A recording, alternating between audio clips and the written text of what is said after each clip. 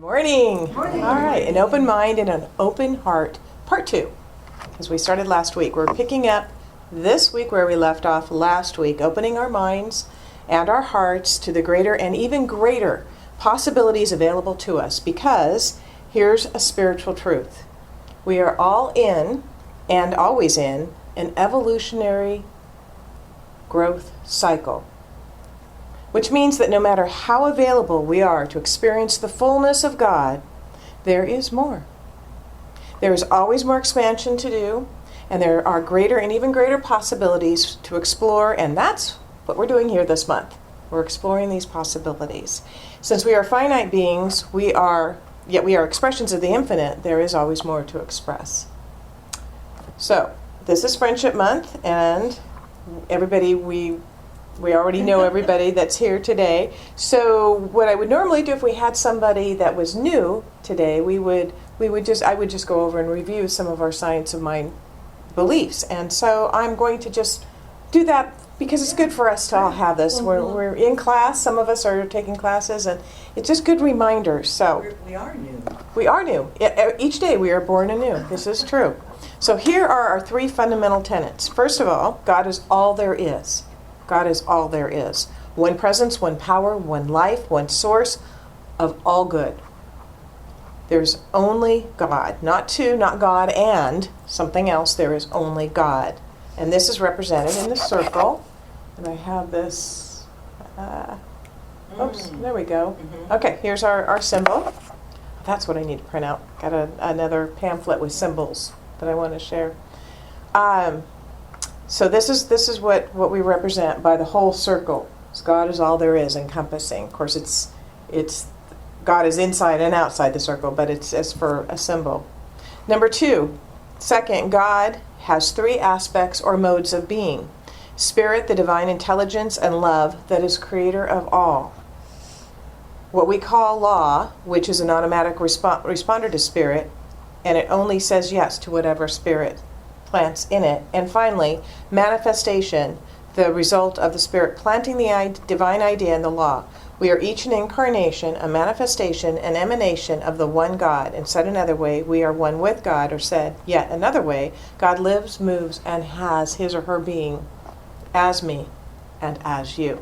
So what we have is that the top part of the symbol is the divine intelligence in that top part. The middle part is the law, which is the responder to Spirit, to the ideas. And the bottom part is form or manifestation. And the V is the spiritual process of Spirit flowing through the law and into formation through our thought processes and through our minds and our beliefs. So this is how God creates in the macrocosm, and this is how we create our world in the microcosm. And that's your Science of Mind overview for this morning. Thank you very much. You can go home now. So now we're going to get to the topic of the day, which, as I said last week, growing up, we all learned about our 5 senses, right? We all learned about, taste, touch, and smell, and hearing, and sight.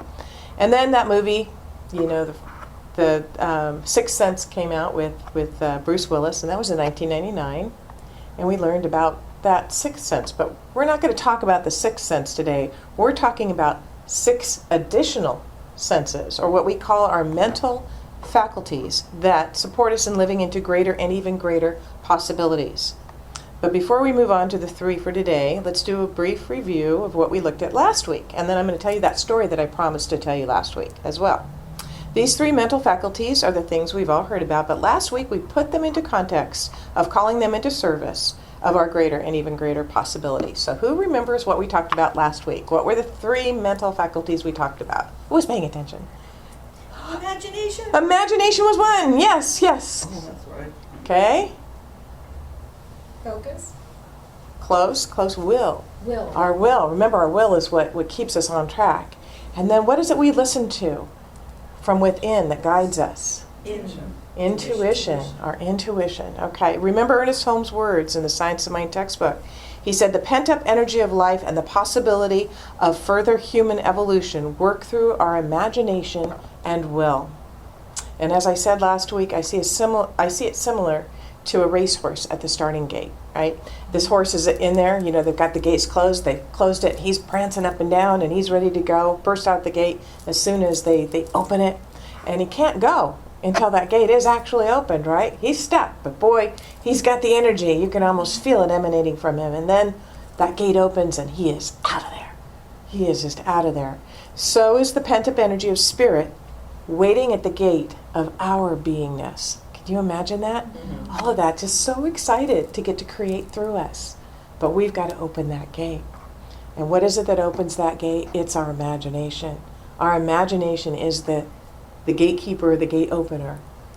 And it is our will that keeps us on track, even when we might not want to. And when we use our intuition then to guide us and keep us going along the way. So Holmes wrote in The Science of Mind, intuition is God in us, revealing to us the realities of being. And just as instinct guides the animal, so would intuition guide us, if we would allow it to do so. So I promised last week that I would tell you the story of Genevieve Behrend's story of listening to her intuition, which led her to become Thomas Troward's only student. Who's familiar with Thomas Troward? I've heard of him. Do you? Yes. Have you studied Thomas Troward yet? Oh, okay. Well, that'll be one of the classes, because that's definitely on your path. You need to have that. And his writings, as I've said, when you read Holmes, you read Troward, you see such similarities. You can tell that Holmes was a student as well. But she was an actual student of Troward. So her heart's desire was to study under him. So she had written him correspondence and met once with him. And he said on numerous occasions an empathetic no to taking her on as a student. But he said that she could write to him. So she immediately did, and the correspondence back and forth ensued, but never a word of personally studying with him. Then after 2 months of correspondence, Troward posed a question in his letter. The question was this: what do you suppose is the meaning of this verse in the 21st chapter of Revelations, verse 16? And the city lieth foursquare, and the length is as large as the breadth. And he measured the city with a reed 12,000 furlongs. The length and the breadth of the height of it are equal. So he asked what the question of that was. I have no idea. I have no idea Is what. that a Jeopardy question? I know. Square? No, do you have any idea what that verse means? I sure don't. Okay. So she didn't really have a metaphysical Bible scholar to ask, but she knew something intuitively. She knew that if she replied with the correct answer, it would be the key to her becoming his student, to becoming Troward's student. So she began bombarding her scholarly friends and acquaintances with the same question. Lawyers, doctors, priests, nuns, and clergymen all around the world received letters from her with this question in them. Answers began to return to her, but her intuition told her that none of them was correct. She memorized the passage, she prayed, and she meditated on it, yet nothing came. Imagine, this is back, 100 years ago or more, and we didn't have instantaneous information available to us. Yeah, she couldn't Google it. So wow, what a process of patience and determination and will. Oh my gosh, tenacity there. So she began to search the city for books Troward had recommended that she read in hopes that the answer would be in one of them. The books were out of print, so she went to bookstore after bookstore to find them. And finally she came upon a little shop that had them, but only one copy, and the price was very high. As she was haggling with the clerk, the work of an astrologer caught her eye. She jokingly said, "I wonder if he would read my horoscope," to the clerk, who said in somewhat horror, "Why no, madam. He is one of France's greatest astrologers. He does not read horoscopes." Despite this, something told her, something inside said, "Go see him anyway," which she did. In other words, she was listening to that voice inside, her intuition. Because she didn't know what to say to him, really, she asked if he would read her horoscope, to which he was aghast, and he said, "No, madam, I do not read horoscopes." With that, she could think of no other reason to stay, and her friend that she'd brought along was already halfway out the door. But she hesitated in getting up from the chair. Something told her, something inside said, "Don't get up so quickly." And in that split second, the professor's cat, Jack, who never went to strangers, jumped up on her lap. That caused the professor to have curiosity about her, and he said, "Madam, my cat pleads for you. I also now feel an interest in your horoscope, and if you will give me the data, it will give me pleasure to write it out for you." Mind you, Genevieve did not want her horoscope, yet she was very happy when he agreed. He asked if he could call the next Sunday afternoon to collect her data. Nothing moves fast during this age here. So we might ask, what the heck does this have to do with anything regarding her goal? It appears to the logical, reasonable mind, absolutely nothing. She's kind of like on a wild goose chase. Yet her intuition had her agree to his visit the next Sunday. He arrived at the appointed time, and as she was handing him her data, an idea hit her. It had not been in her before this moment, but in this moment it came to her. Ask this man about the Bible quote. She instantly asked him, and he said without a pause, without even thinking, "The city signifies the truth, and the truth is non-invertible. Every side from which you approach it is exactly the same." Wow. Why didn't they just say that in the first place? Because I can get that, right? Genevieve wrote that. Intuitively and undoubtingly, I recognized this answer as the true one, and my joy knew no bounds, because I felt sure that this was the correct answer in my possession, and Troward would accept me as a pupil in the fall. She wrote the answer to Troward immediately, and here was his reply. Your answer is correct. I am beginning a course of lectures on the Great Pyramid in London. If you wish to attend them, I will be pleased to have you, and afterwards, if you would still wish to study with me, I think it can be arranged. Wow. And this is part of her book that she What wrote, was Your her name? Invisible Power. What was her name? Her name is Genevieve Behrend. Behrend. Right? Did I spell it right? Okay, so that is the power of our intuition. Isn't it amazing? And you didn't just shut it down as it was going. I was thinking of the in the poem, how will I love thee? Uh-huh. The breadth, the height, the width, the same thing. However you look at it, Yeah. it's the same. Isn't that interesting? Deep, vast. Visual words. And that's what our imagination is. Synchronicity. That is what our, Yeah. so our intuition, use it in conjunction with your imagination, and your will, and the three other mental faculties that we're going to look at in our service, and you will see an expanded version of yourself. So the fourth mental faculty, there'll be a test next week, no, I won't, but is your power of perception. Your power of perception. Your power to decide what something means. Wow, that's kind of huge. You've probably heard the line from Hamlet. I love Shakespeare. There's nothing either good or bad, but thinking makes it so. You may be thinking, well, that's just not true. There are bad things. Car wrecks are bad. War is bad. Murder is bad. Lots of things are bad.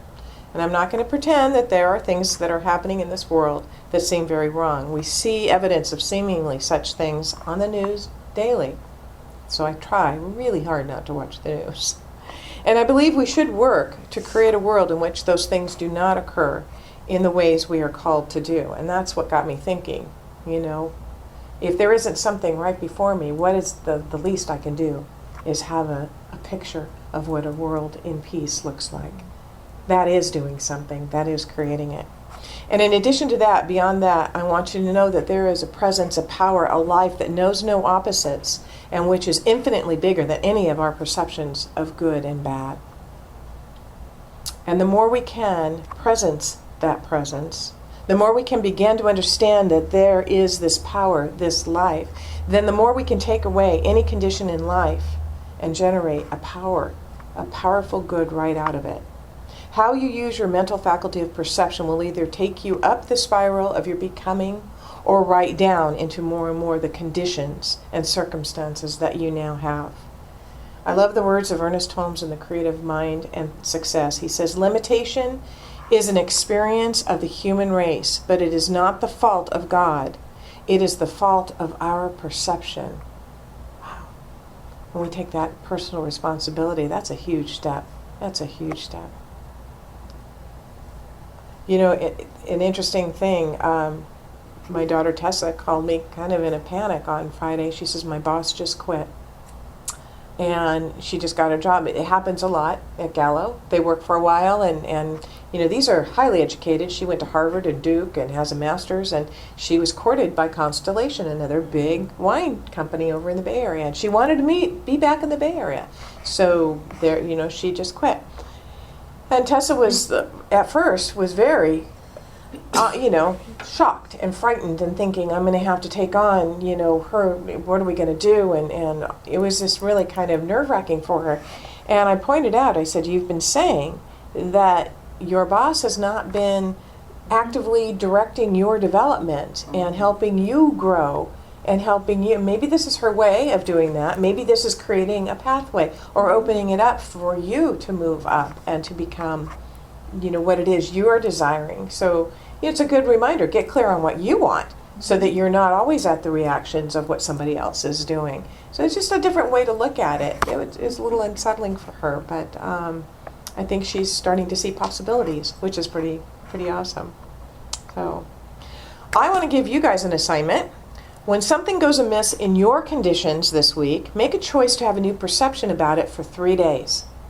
So something happens that might trigger something, make a choice to have a different perception about it for 3 days. In fact, give yourself permission to schedule your upset, worry, even panic over it 3 days from the date of occurrence. So have no reaction. Have no reaction. Say, okay, I'm going to react to this in 3 days. So see what happens there. And during those 3 days, have the perception of good in this situation. Something good is happening. Did we learn something similar like that, the magic? Try to Mm-hmm. always hold the thought, everything's happening for me. Everything's happening for me, for my Nothing to highest me. and best good. Something good is happening through me, in me, as me, right now, right here. Or see it from 3 different perspectives. Or we'll just pick the one. Just wait and see In what other words, good. don't See think what about it the for 3 idea is. days. Yeah, see what good shows up. Don't think about it. Yeah. Okay, So think don't about give it for any 3 days. power It's of might already happen. negativity. See what good shows up in 3 days. Power. And this is going to call into play the mental faculties we have explored already: your imagination, your will, and your intuition. But I encourage each of you to try it. I think it'll be a fun experiment to do. Or don't give it energy. That's what- Don't give it any energy. Our 5th additional sense or mental faculty is memory. Now, most of us think we can only have a memory for backward events, what's happened in our past. In Lewis Carroll's Through the Looking Glass, the Queen says to Alice, "So tell me what you did tomorrow." And Alice laughs and says, "I can't tell you what I did tomorrow. Tomorrow hasn't happened yet." And the Queen says, really, rather pittingly, "Well, it's a poor memory that works only one way." I love it. Oh, yeah. I love it. Your ability to memorize forward is very, very powerful. Remember, time and space are human You gotta creations. Remember tomorrow's Yeah. wonderful. Yeah, remember that tomorrow's wonderful, right? Once you imagine being the person living the life you love, living and as you see it in your mind, as you feel it in the feelings, I am a woman who does this. Well, we're all women, so I won't have to say I am a man doing that. Fill in the blank. I am a woman who loves to go to work. I am a woman who loves to, talk with people about this teaching. I'm a woman who loves to exercise. Yeah, once you create that, you begin to memorize the frequency of that person that you're creating. And while you're memorizing that frequency, guess what you're not doing? You can't be on that frequency and vibration of I don't have it already, or I'm not good enough to have this, or the myriad of other lies that we tell ourselves. Sometimes they just pop in without us realizing it. At that frequency, you can't feel bad about yourself or your circumstances. You can't be feeling like you don't deserve this dream when you are memorizing the frequency of being that person living that dream. So our mind can only be in one place, right, at one time. That's this whole fallacy of multitasking. You can't really multitask. Not truly. No. If you see yourself as that person, you will see yourself inside that picture, and life will express in those ways. In the words of Genevieve Behrend, your mind is a center of divine operation wanting to expand by means of you. It wants to expand as you. It's poor memory that only works in one direction, and you've been given a perfect memory. So it really does work both ways. I'm excited to work with that. I love that idea. So, and our final additional sense or mental faculty is reason. Now, reason is a really powerful faculty. but we've been trained to let our five senses control and contain our reason. If something is reasonable, it is because the world of five senses gave it permission to be reasonable, or because everyone else was in agreement. It's called common sense, right? It's like, because it's common. Everybody agrees that this is the way something should be done. When everyone else thinks that it's okay and agrees to it, that's what we're talking about. If you want to do something, here's the way you have to do it. If you want to have something, here's the way you get it. We all grow up with, these rules of how to do things. You do this first, you crawl first, then you walk. You eat these things, you have this result in your health. You go to school and follow this pathway, you get a job and you do these things. You do things in order. You don't do this because this will happen. We're given all of these things. Life lessons that people learned and shared their experiences, and then everybody agreed what was good and what wasn't, right? But what if that's only one way? What if that is only one way? And you see this with the Steve Jobs and who said, no, college isn't for me. I'm going to go into my garage and do what I love. And he breaks the mold. So And Richard Branson. Richard Branson. Yeah. Left school. Yeah. He didn't graduate high school. Right. But I caution saying, don't hold them up as that's the way either. That was just their way. So it's we're dealing with infinity here. So there's a multitude, many ways to do something. That's one way, but it is not the only way. So that was kind of a really huge, because we all grew up in families where our family does it this way. So, as a child you go, okay, our family does it this way. And then you meet other families that do it other ways, and it's like, well, wait a minute. And it's just interesting. That was a really huge aha for me that there are many different ways of doing things. Many different ways. Even different countries. Oh yeah, cultures and all of that. What was interesting is when I did graduate from high school, my mom did send me to the East Coast because she wanted me to see how other members of our family, our cousins, lived, and it was really different. And I had a family that back there that had 7 kids. Well, there were only 2 in my family, so what a culture shock. My family, we set the table perfectly every single night with a salad fork and everything had to be, you would have thought we were Downton Abbey, honest to God. Measuring, no, we didn't quite do that. But we had all the proper things and we had to set it that way. Even if we weren't going to have a salad, we still had the salad fork there. Okay, so I go back there. They have a farm table. They put the food in the middle and you better grab fast because if you don't eat. It was amazing. And I thought, oh, there is more than one way to do it. So it's good to expose, our kids and say, well, this is just our choice. But people do what works for them and what's comfortable. And as long as it's supporting and keeping everybody happy and all of that, it's just interesting to see there's so many different ways. So when you begin to open up your reason, you may start to entertain things that others think are unreasonable. And I think our parents are our first ones in that, and then sometimes our children. Don't look outside yourself for what is reasonable. Don't look in someone else's eyes for who you should be. Don't look to those who have not attained what you want to attain to support you in the understanding and the thinking that will attain it. There are a lot of people that would say, don't take a risk. Don't buy a house right now. Don't, you can listen to your own intuition and know what you can do and find your own reason within. It really wasn't particularly reasonable for Genevieve to go and see the professor who didn't do horoscopes to ask her to do hers when she didn't even want one. What she wanted was that answer to Troward's question, and yet she went. It wasn't a reasonable thing, but she went. And it doesn't matter if others have different opinions of what you are being or doing. It matters what you think about it. If deep down this is your vision, then pour life into and unlock the powers in you that serve that vision. William James, an American philosopher and psychologist living in the times of Ernest Holmes, once said, "A new idea is first condemned as ridiculous and then dismissed as trivial until finally it becomes what everybody knows." Think about flying, the whole path of flying. Think about, the idea of going to the moon. Driving a car, everything where we are now we take for granted. Oh yeah, it's just the way it is. But it wasn't always that way. And so, we're going to bring to close our time of opening our minds and our hearts to the greater, in fact, the infinite possibilities available to us when we call into service of a higher way of being with our 6 additional senses or mental faculties, which are, so help me out here, imagination, Intuition. will, intuition, perception, memory, and reason. So I want to end in a time with a poem written by a wonderful young poet. Her name is Sandra Daly, and it's called Workings of the Human Mind. How do we travel the road to our dream, to arrive at the life we want, by using our mental faculties and keeping our dream out front? What are our mental faculties, you ask? Allow me to explain them. They are separate and individual, but they must be used in tandem. Imagination is the first of 6, and it is useful in creation, as we firmly picture in our thought what will be our destination.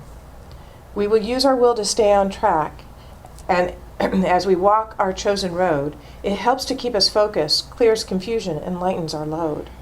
Intuition is amazing when we allow it to light our way. As we learn to trust our feelings, dark night fades, becomes new day.